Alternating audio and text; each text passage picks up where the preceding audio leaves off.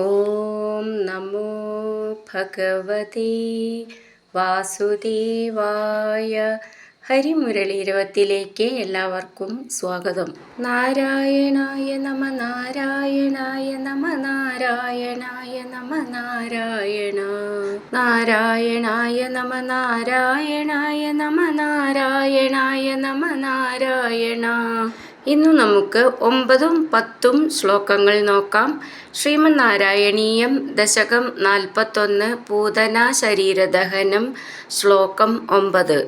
ഭവദ്വപു സ്പർശന കൗതുകേന കരാത്കരം ഗോപവധൂജനേന നീതസ്ത്വമാതാമ്രസരോജമാല വ്യാലംബിലോലംബതുലാമലാസി.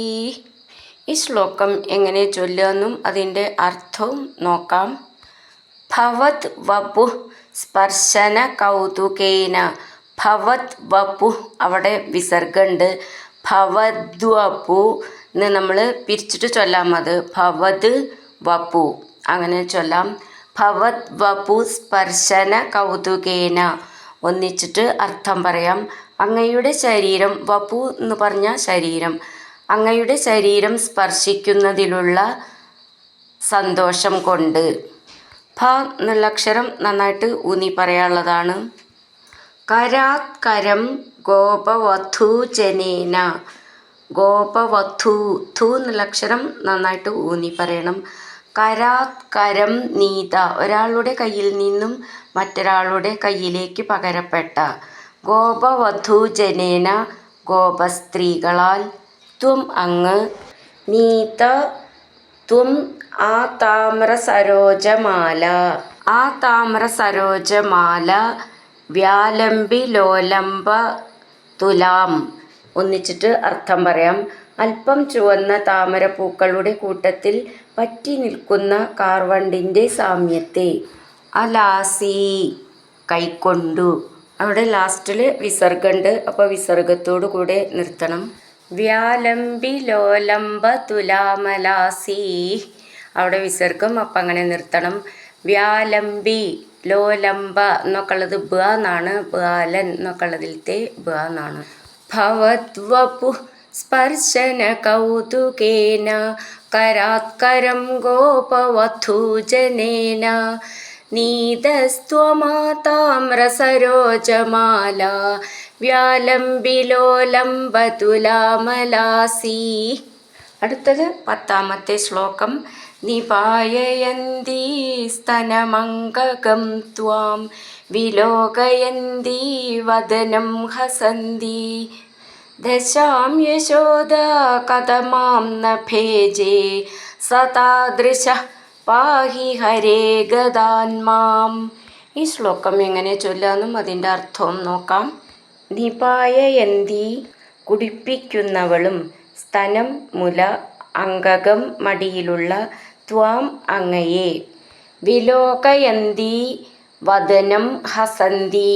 വിലോകയന്തി വിലോകനം ചെയ്യുന്നവളും, വദനം മുഖം, ഹസന്തി പുഞ്ചിരി തൂകുന്നവളുമായ.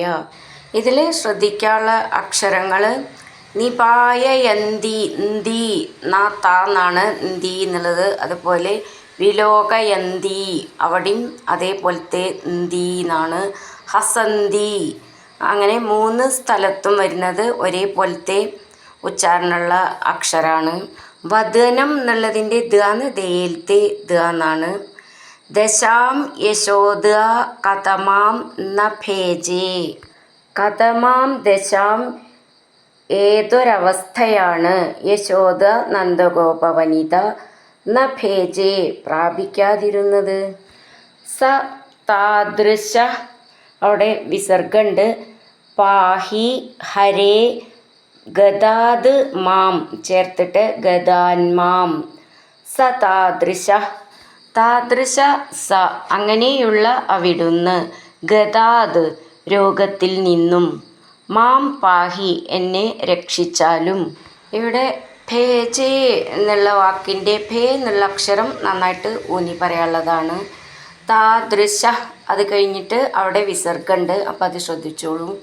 നിപായയന്തി സ്തനമംഗകം ത്വാം വിലോകയന്തി വദനം ഹസന്തി ദശാം യശോദാ കഥമാം ന ഭേജേ സതാദൃശഃ പാഹി ഹരേ ഗദാൻ മാം. ഹരിനാരായണ ഗോവിന്ദ ജയ നാരായണ ഗോവിന്ദ ഹരിനാരായണ ജയ നാരായണ ഗോവിന്ദ ഗോവിന്ദ ഗോവിന്ദ.